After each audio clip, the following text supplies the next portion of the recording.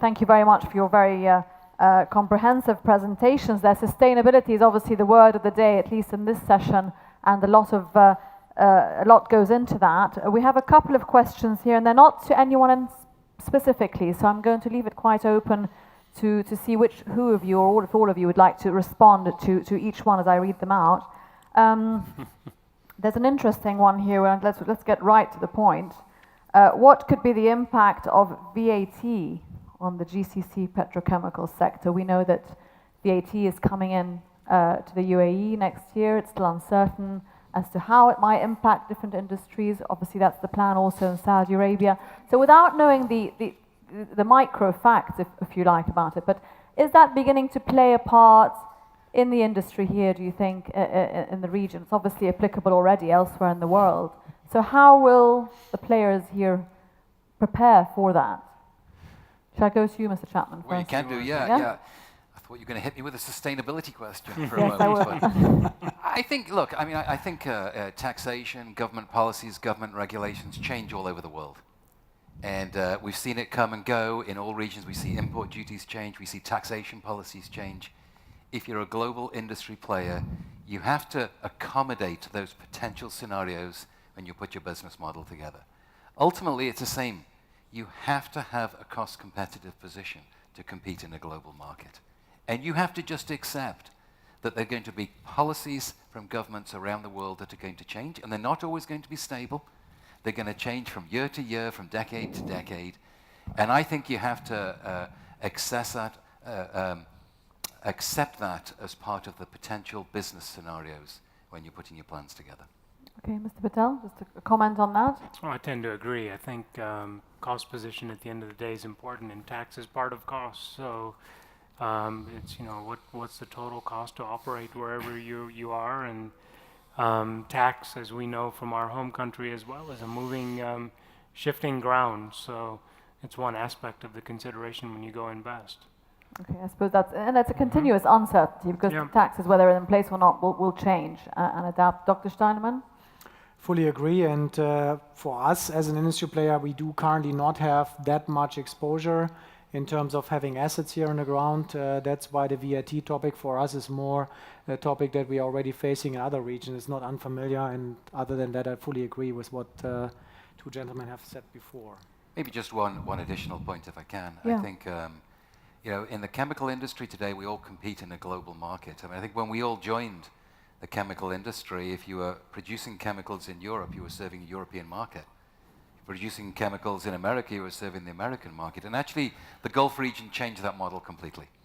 If you go back into the 80s and 90s, the Gulf was producing petrochemicals that were going all over the world. And I think for policymakers and regulators and governments around the world, what we have to do is constantly advocate to make sure everybody understands that we're competing in a global business, not just a regional business. Okay, great. There's another question here on sustainability, and it's specifically on sustainability reporting. So monitoring what companies are doing and how that's being fed back into the system, obviously, and your feedback on that. The question is, how important is sustainability... Oh, the question's just gone. How important is sustainability reporting in the industry? How important is it that is accurately done for any benefit to come out of it? Shall I go to you? Yeah. Yeah, well, sure. I think I start. I mean, I think we're in a world where society demands, asks, requests for increased transparency. It's the world we're in today. And I think as an industry, we have a responsibility to have metrics to steward our performance to society. We just have to be very, very careful that those metrics are understood and put in the right perspective. It's easy to produce metrics that give the wrong message and the wrong impression. So it's not just a question of transparent with metrics, it's explaining the why and what they mean, and that's going to be really, really important. There's always a thirst for more data, but making sure it's truly applicable and helps the understanding of the population and the chemical industry. And there's a question here which is sort of linked to that. So as sustainability and new technology become bigger focuses, how is this going to, or how is it already impacting the demand for plastics? I mean, I think Mr. Chapman, you said that plastics is the biggest challenge in terms of controlling the waste, and your company and others are doing a lot and making it a primary focus to address how that can be done, and for producers and consumers to work together on those solutions. But how are these new regulations, if you like, impacting the demand for plastics generally? Well, I think you have to start from plastics as part of the solution. I mean, all of us talked about the value of plastics and creation of sustainable value, whether it's lightweighting of vehicles, whether it's extending the life of food, improving agricultural productivity. It's an endless stream. But I think what we have to accept, for all the very, very positive benefits of plastics, there are issues that we need to address, and they're complex issues, and they're issues that we cannot ignore. Okay, there's a question here on capital costs increasing. First of all, Dr. Patel, would you agree that they are? And what is your view in terms of how the industry should deal with that? I mean, again, is technology the solution? Better efficiencies, as we've been talking, the general themes of this morning? Well, I think, first of all, it's about your time reference, if you will. And my reference to increasing capital costs related to what we thought they were 10 years ago when we had expansions, or 20 years ago compared to today. Things are just more expensive. There's inflation. And on top of that, I think something that's been unique in the United States is that the level of investment has accelerated so rapidly that the resource in terms of people to construct these plants has not kept up. And so labor costs have risen, and material costs have risen as well. So ultimately, I think one of the ways to address this cost increase is with scale. So you can build bigger plants so that per ton of output, you're managing investment from that perspective. And when you think about return, the way I think about it is, how much do I earn per ton and how much do I invest per ton? And does that give me an acceptable return? And I think scale is part of the answer in mitigating the higher capital costs. And is that scale forthcoming in terms of the financing that has to go into that? I mean, obviously, scaling up also costs money. Well, So I think the size of new ethylene crackers or polyethylene plants is being redefined in orders of magnitude. Today, 2 million ton crackers are not uncommon, whereas 10 years ago, perhaps 1 million seemed to be very bold. And of course, I mean, we mentioned digitization and how that's coming into play, and that helps to run larger crackers, if you like, and larger manufacturing bases in a more efficient manner.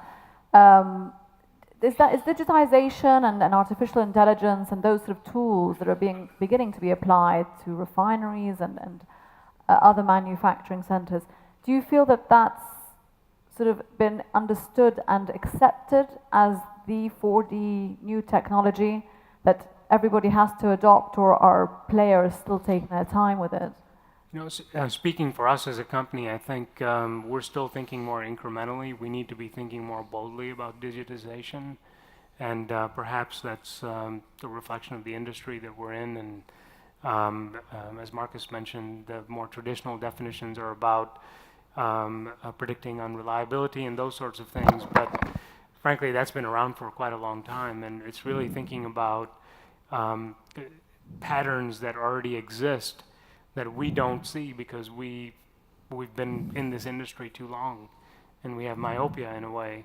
But I think digitization is going to unlock, and big data is going to unlock so much potential and ultimately competitiveness.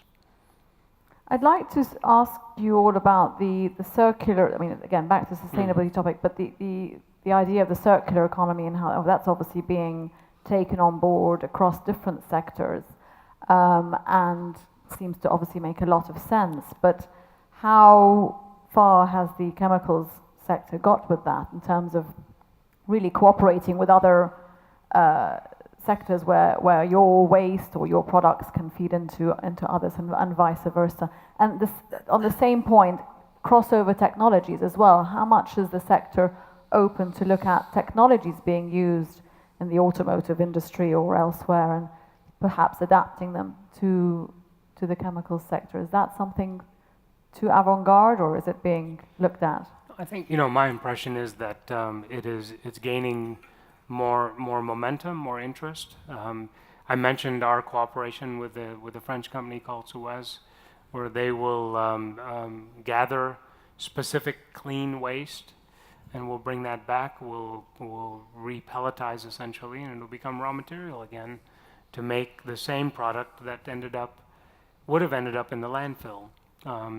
Another definition of circular economy is essentially converting post-consumer waste into feedstock that comes into the front of the chemical plant.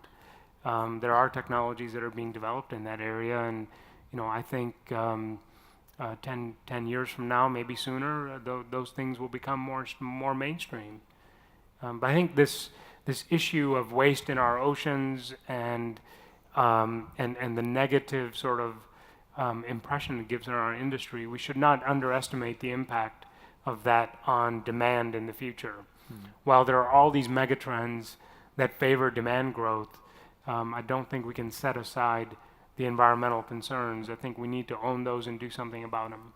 And how much, I mean, where does the owner, I mean, that's obviously a huge concern in terms of the plastics waste that's deposited by consumers, if you like, at the end of the day. How much of the onus to resolve that problem lies with government and regulations and policies on the sort of state front, if you like, and how much can companies do something about that? You know, you can take care of your own waste of whatever you're producing, I'm sure you do, but what influence can you have on how consumers behave? Or do you have to just leave that up to government regulators, municipalities, etc.? So Chapman.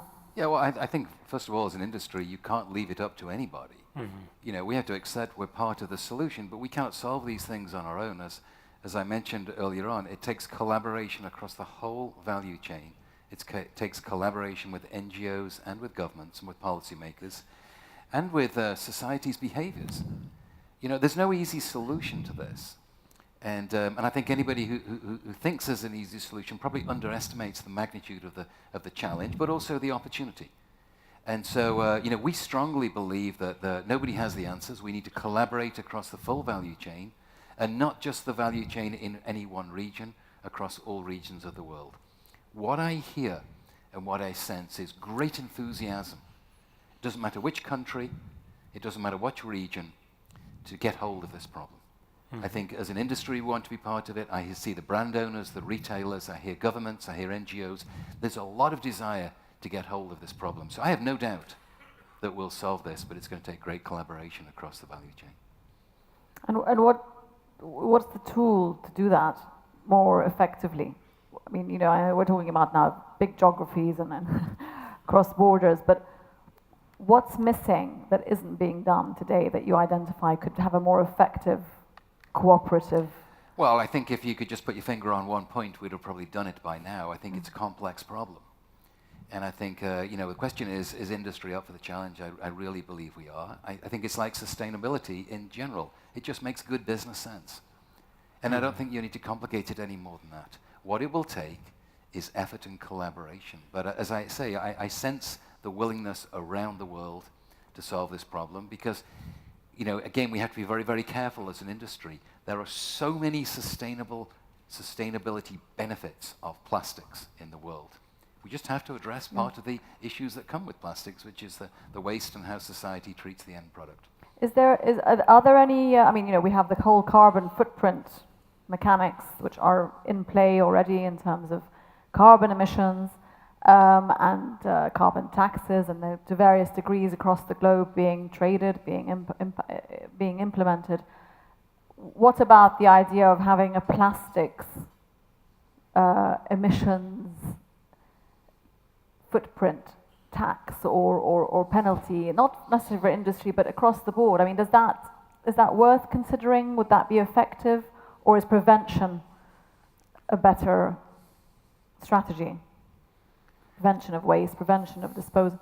Yeah. Well, personally, I'm not a big favor of taxation, but you know, I think we have to be open to all ideas, and we mustn't constrain ourselves. We mustn't constrain ourselves in any way. It's an issue, it's an opportunity. And regulation, policy will end up being part of the solution of this around the world. Yeah, and the only thing I would add is I think it's important that you go to the root cause of the problem rather than try to come up with a solution that somehow is a Band-Aid, if you will, right? And I think there the answer is better education on disposal of post-consumer waste, better separation, bring it back again through multiple cycles. So I think industry has a role to play in that. I think governments have a role to play in that. But ultimately, somebody has to be the catalyst, right? Somebody has to say, look, we're going to have to grab a hold of this and let government know what is your role or other constituencies. And I think through these industry associations like the World Plastics Council or the collaboration between the American Chemistry Council and CEFIC today, those are good starting points to sort of, because this is an industry problem. This is not a company-specific issue. Yes. Like you have with the energy industry, you have, directives from the different bodies on sulfur emissions, etc. So that's the same thing.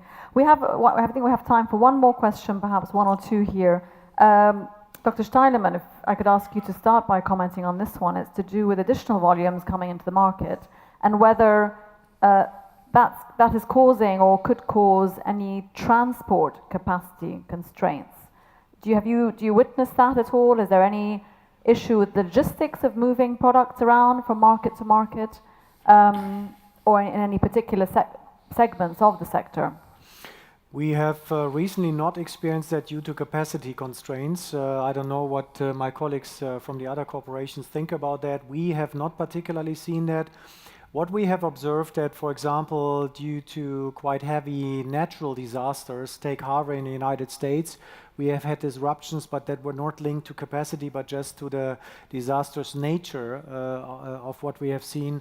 Similar issues we have had recently in Europe, where one of the key, let's say, railroad from north to south actually has been damaged in the southern part of Germany. That put huge restrictions on the entire logistics.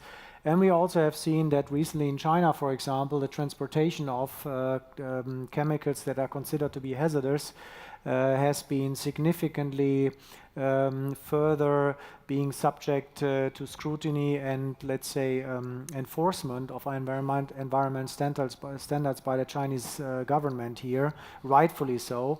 But other than that, from a capacity perspective, we have not witnessed anything like this. I don't know whether... I mean, that links a little bit to, I think, what Mr. Chapman, you're mentioning about decisions being taken on where to locate manufacturing centers, whether you should be locating near your feedstock center or near your market. And, that's very important to make those decisions ahead of time, perhaps, and trying to foresee whether there would be transport capacity or logistics issues. Well, there are many factors that go into the decision on where you site a plant. It depends what products you make, depends which markets you're trying to serve. But I think in terms of constraints on things like logistics, I'm not aware of anything major, but free markets respond very quickly. And wherever there's a constraint, it means there's an opportunity. It means industry and markets respond very, very quickly. And I don't see any issue in transportation of chemicals over the long term. Where there's a market, somebody's going to fill the opportunity.